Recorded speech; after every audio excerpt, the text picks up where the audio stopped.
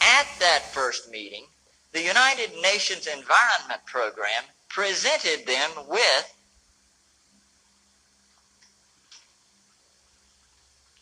a global biodiversity assessment. Started in 1992 with a grant from the Global Environment Facility for $3.3 million, orchestrated and coordinated by the World Resources Institute and the World Wildlife Fund and the International Union for the Conservation of Nature. This is 1,140 pages that explains how to implement the 16-page treaty on biodiversity. The last 200 pages, section 13, deals specifically with a system of protected areas. It defines what a system of protected areas is.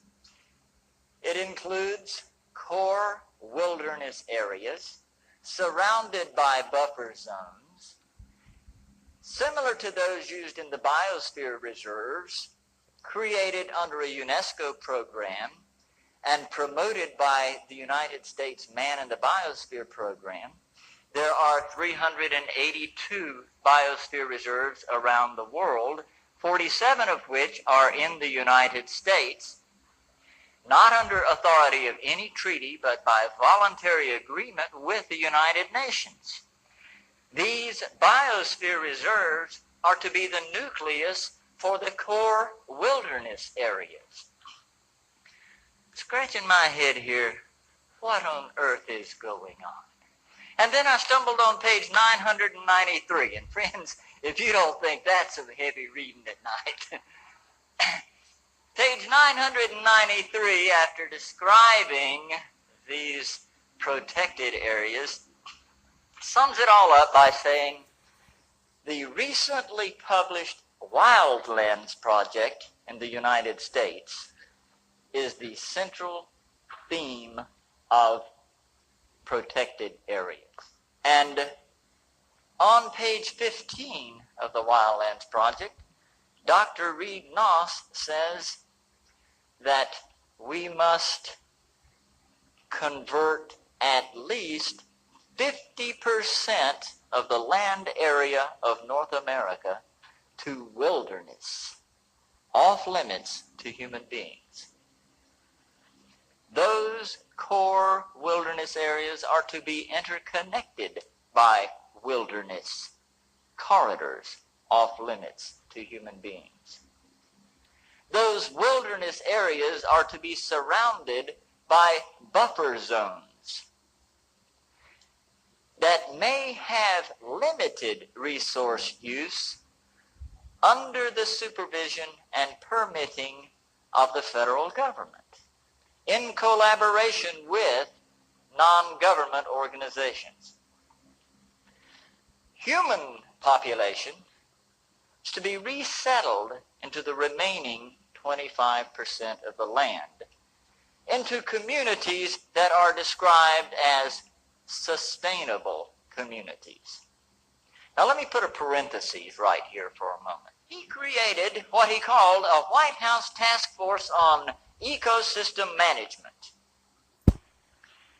He called 20 federal departments together and said, you will create an ecosystem management policy, and you will implement the ecosystem management policy throughout the federal government, Department of Interior, Department of Agriculture, Department of Commerce, Department of Education, throughout the federal government.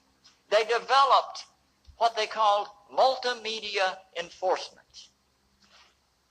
Where they run into a problem with a community that will not accept this ecosystem management concept, multimedia enforcement means that all 20 federal agencies descend on the community and begin inspections and writing tickets. I couldn't believe it. The document calls for literally reducing the human population by as much as 2/3 to 3/4 in the next 30 to 50 years. It could set aside up to 1/2 of the American landscape into wilderness areas interconnected by wilderness corridors, all surrounded by human buffer zones in which human activities are highly regulated. That is very, very clear in these United Nations documents that they want to set up a regulatory structure that would affect every man, woman, and child on planet Earth, and all of the control would be headquartered in the United Nations. And if we take the more recent United Nations documents, it's going to be called the Trusteeship Council in the restructure of the United Nations that's occurring right now. And the Man in the Biosphere program, as revealed in the U.S. State Department documents as well as UNESCO documents, clearly show that the Man in the Biosphere program actually is the first step in implementing the Convention on Biological Diversity. And there are 47 of these Man in the Biosphere programs around this nation that occupy about 51 million acres of U.S. soil. World Heritage Sites are many of our national parks. In fact, 68% of our national parks land base is now under UNESCO's World Heritage Site. And that includes the symbol of independence in America, the Independence Hall, the Statue of Liberty, Yellowstone National Park, Monticello, Carlsbad Caverns, and the American people didn't even realize this was happening. It was